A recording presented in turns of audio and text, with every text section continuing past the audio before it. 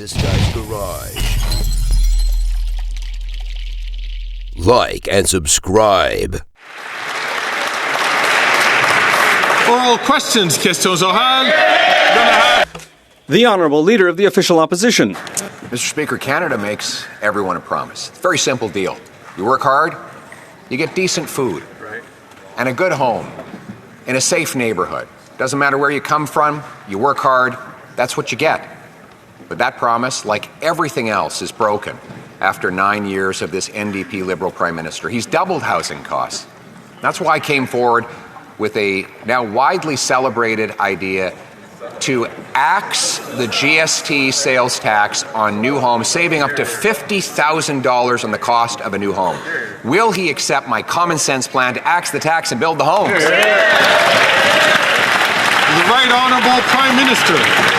Mr. Speaker, the only thing that the Conservative leader is offering at a time where Canadians need support is cuts. He's proposing to cut billions of dollars of investments in housing across the country to increase densification, to cut red tape, to accelerate the construction of homes and apartments that Canadians need. He's offering cuts. He's offering austerity. He's saying everything is broken, and then he's thinking that cuts to services and programs and investments is what's going to help Canadians. That's not responsible leadership, Mr. Speaker. The Honourable Leader of the Opposition. He proposes to cut bureaucracy and taxes, Mr. Speaker. Let's axe the sales tax on new homes, saving up to $50,000 on a new home. That's a savings of almost $2,700 per year in lower mortgage payments. By contrast, the Prime Minister offers a multi-billion-dollar housing bureaucracy in Ottawa that his own housing minister admits doesn't build homes. So why won't he listen to his own housing minister and accept my common sense plan to axe the tax and build the homes? The Right Honourable Prime Minister. Mr. Speaker, one of the most fundamental responsibilities of any Canadian Prime Minister is the safety of Canadians. Unfortunately, the Leader of the Opposition has failed at his responsibility to keep his own MPs safe from foreign interference. So I have asked the security services to figure out a way to give some information to the Leader of the Opposition so that he can actually fulfill his responsibility of protecting Canadians, including those within his own caucus. It would be easier if he got a security clearance, but I've asked them to give him some information nonetheless.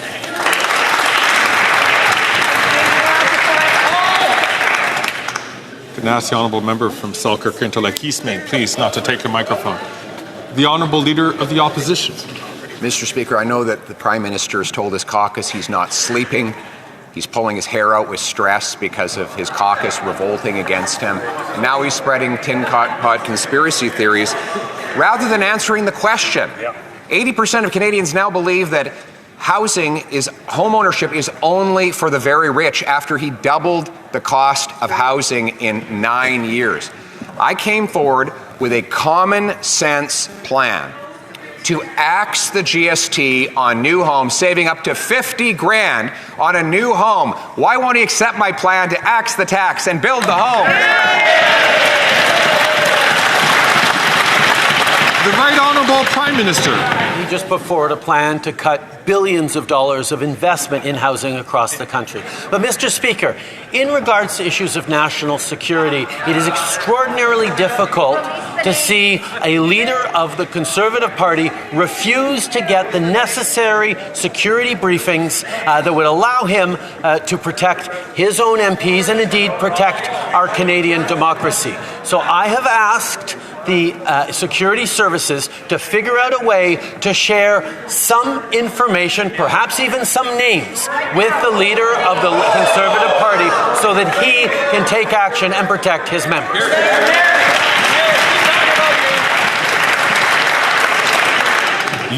The Honourable Member for La Prairie. The Prime Minister could have helped 1 million Quebec seniors with the help of the Bloc. Instead, he abandoned them to go back to his ex who kicked him out, the NDP.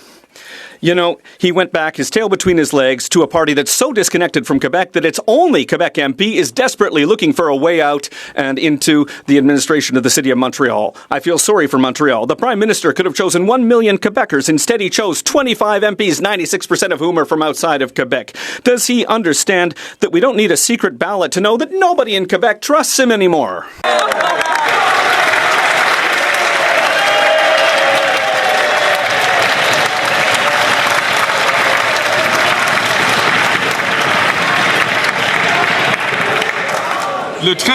The Right Honourable Prime Minister.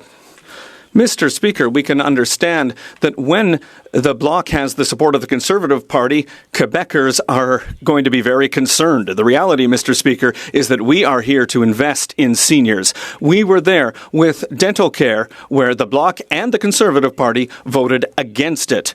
We were there to increase the guaranteed income supplement by 10% for the most vulnerable seniors. That's one of the very first things that we did as a government, and the Bloc and the Conservatives voted against it. We were there to increase old age security for seniors 75 and up because they have more costs, and the Bloc voted against that as well. The honourable member from Burnaby South. Let's talk about women. In Alberta, Daniel Smith, the Premier, is privatizing healthcare and giving it to Covenant. Covenant refuses to give abortions. That is clearly a violation of the Canada Health Act. Does the Prime Minister agree? Yes or no? Hear, hear. The Right Honourable Prime Minister. Mr. Speaker, we are the government that has stood up for women's rights unequivocally across this country, including pulling back transfers to provinces where abortion services and reproductive health wasn't being delivered. At the same time, Mr. Speaker, we're moving forward with more ways to protect women's rights. Just yesterday, we presented a Ways and Means motion that's going to mean that pregnancy crisis centres will have to disclose whether or not they're actually offering the full suite of reproductive services and rights to women, or whether they are going to leave women without support and without choices at an extremely delicate time. The Honourable Leader of the Opposition. This Prime Minister doubled housing costs, doubled the debt, doubled gun crime, and now doubled food bank use, that the NDP would be pulling its support. After all, the leader said that the Liberals are too weak, too selfish, too beholden to corporate interests to fight for people, and yet there he is. Still in power. He doesn't even have the confidence of his own Liberal MPs, but he seems to still have the confidence of the sellout NDP leader. So, will the costly carbon tax coalition stand up in front of Canadians and let people vote in a carbon tax election for change in the future?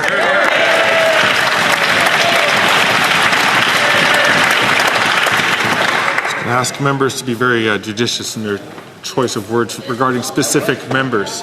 The Right Honourable Prime Minister. Mr. Speaker, watchers of Canadian politics will remember that last year the Conservative Party got up pretty much every time they could to talk about national security, to talk about it in a partisan way, but to talk about it every chance they could get. And now that we have offered the Leader of the Opposition a security clearance so that he can be fully informed on national security, all that they've been able to say is political attacks and asking questions of other parties.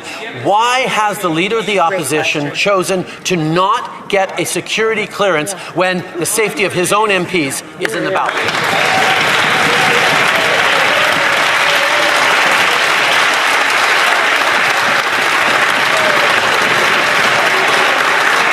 The Honourable Leader of the Opposition. Mr. Speaker, it looks like the Prime Minister is worried about his personal political security as his MPs are revolting and trying to push him out of the job. And so he's desperately trying to change the channel on the questions that I've asked. Now, Mr. Speaker, I think that's unfair, though. Those MPs helped this Prime Minister double housing costs, double the debt, double gun crime, double food bank use. Why won't he turn around and look them in the eye and say they should stand up for their own record and his, face the music in a carbon tax election?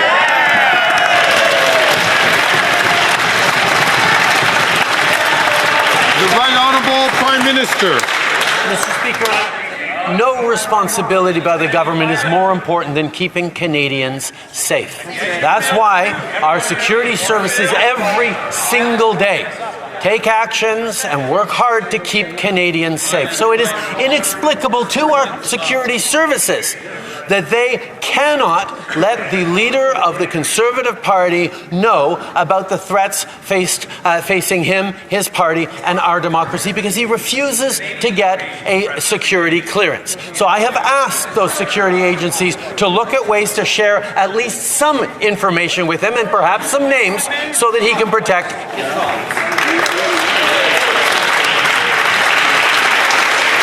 The Honourable Leader of the Opposition. Mr. Speaker, if he wants to release the names, he legally can do it now on the floor of the House of Commons. He can do it.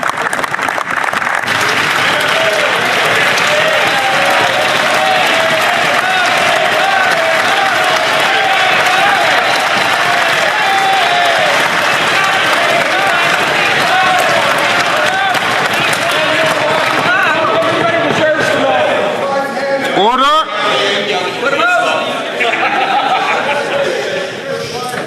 The Right Honourable Prime Minister. Okay, Mr. Speaker, now we're getting something. He's actually engaging on the issue of national security.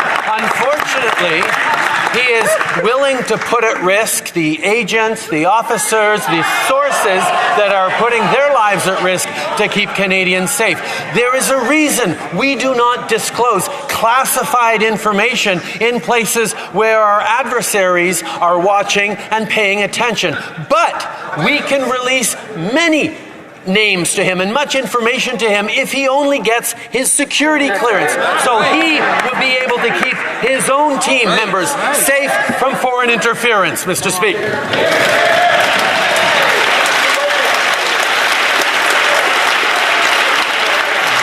The Honourable Leader of the Opposition.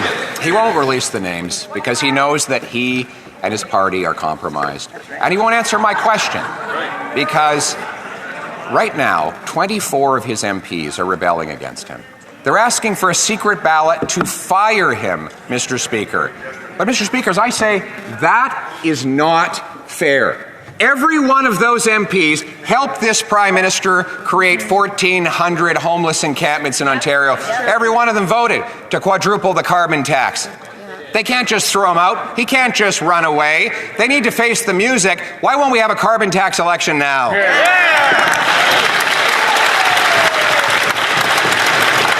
The Right Honourable Prime Minister. For well over a year in this House, just about every question from the Leader of the Opposition was about national security, was about foreign interference. And we called a commission of inquiry. We've offered security clearances to all leaders. And indeed, the leader of the Green Party, the NDP, and the Bloc have all done the responsible thing and gotten their security clearances and gotten top secret briefings from our security services. The leader of the Conservative Party chooses to play the pettiest form of politics instead of stepping up on his responsibilities as leader, protecting Canadians, protecting his MPs, protecting our institutions.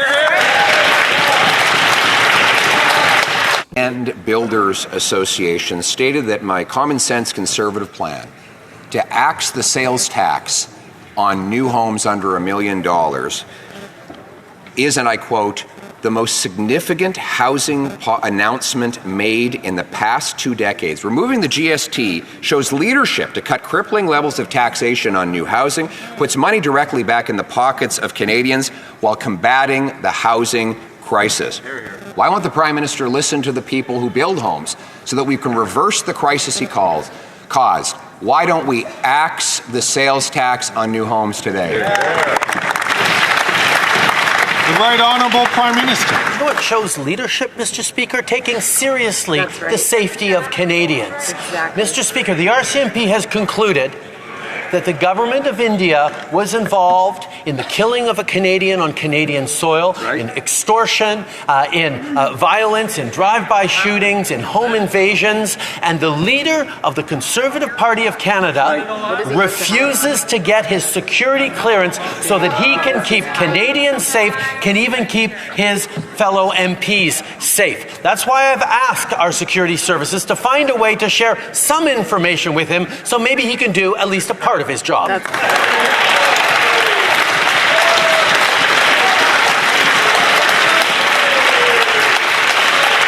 The Honourable Leader of the Opposition.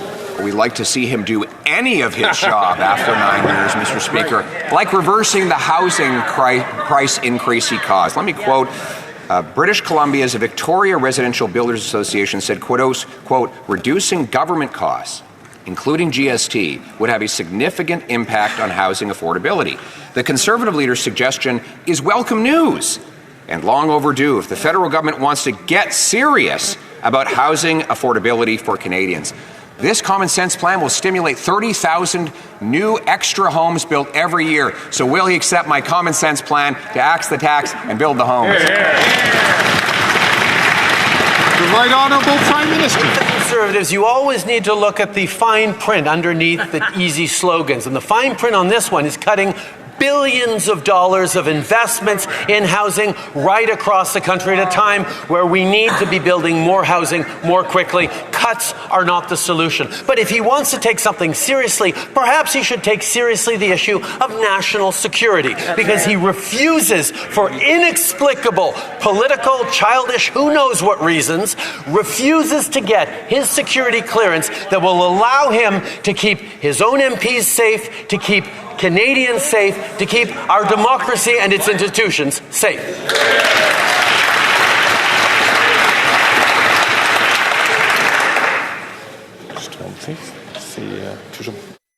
The Honourable Leader of the Opposition.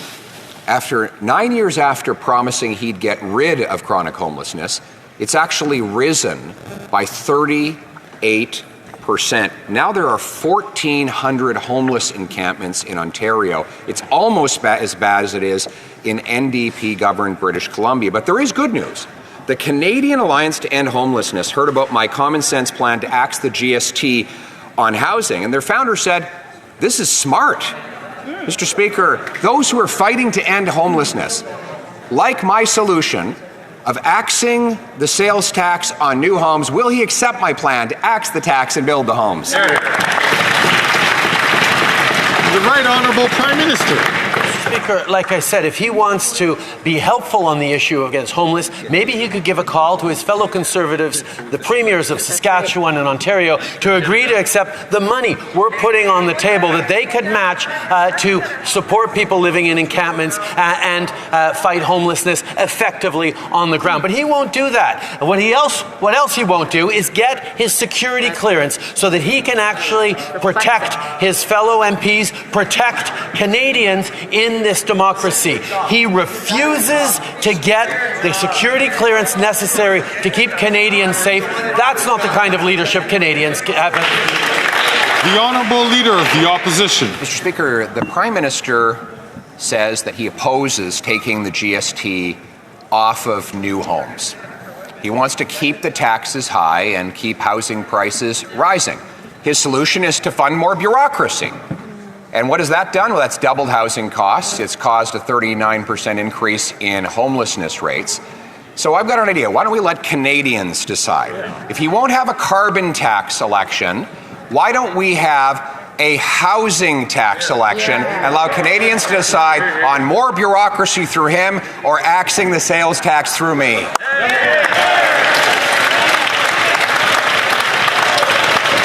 The Right Honourable Prime Minister. Mr. Speaker, Canadians watching today will see that the Leader of the Opposition is refusing to stand up and take a strong position in protecting women's rights unequivocally in this House.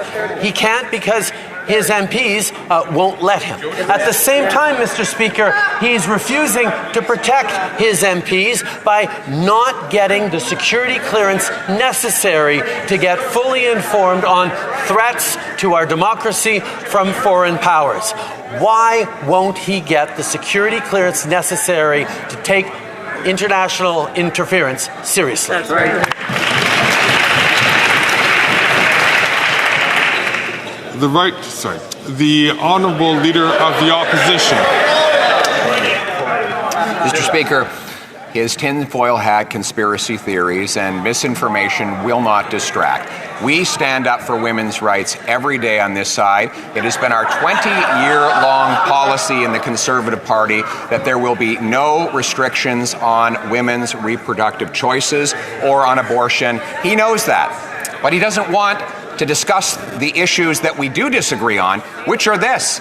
Housing costs have doubled under him. His solution is to spend billions more on bureaucracy that drives them up further. We want to help women and men own a home, so will he vote for a housing tax election?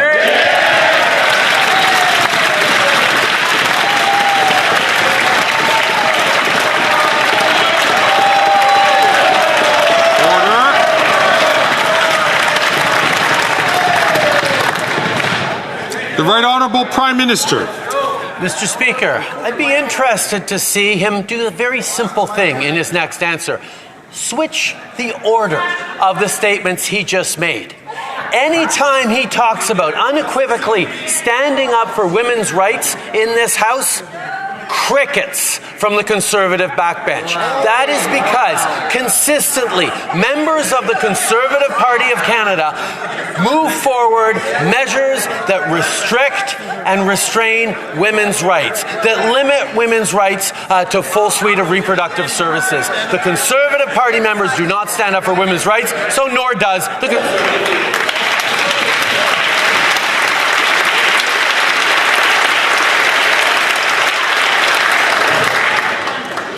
The Honourable Leader of the Opposition. Mr. Speaker, speaking of women's rights, just yesterday, his former parliamentary secretary came out publicly, Selina Cesar-Chavan, and said that she was abused, intimidated, and mistreated by this Prime Minister, that he used her for his fake feminist agenda, and that he treated her like garbage, Mr. Speaker. It is terrible the way he exercises hypocrisy. Housing hypocrisy by doubling costs, tax hypocrisy by raising people's prices while flying around the world. Yep. How about putting an end to the hypocrisy and calling a carbon tax election?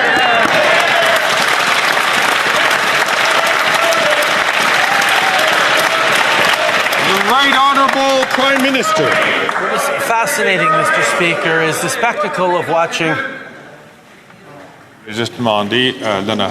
I would ask the honourable members to not speak when they are not recognized by the chair. I insist.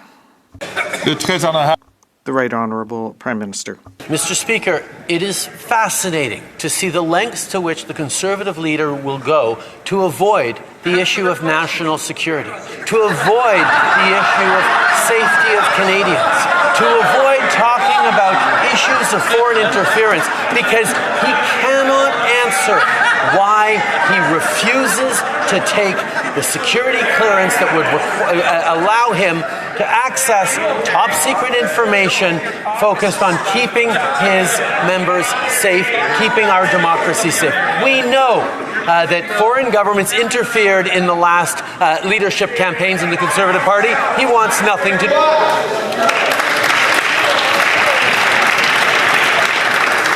The Honourable Leader of the Opposition. Speaker, Prime Minister is coming unglued. He's flailing around, spreading conspiracy theories and demonstrable disinformation in order to distract from the fact that not only did he double housing costs, double gun crime, and double food bank use, but now 24 of his own MPs want to fire him. We can't go on like this with a Prime Minister who admits he can't even sleep at night because he is so in knots. Will he let his 24 dissident MPs vote freely on a non-confidence motion so we can have a carbon tax election?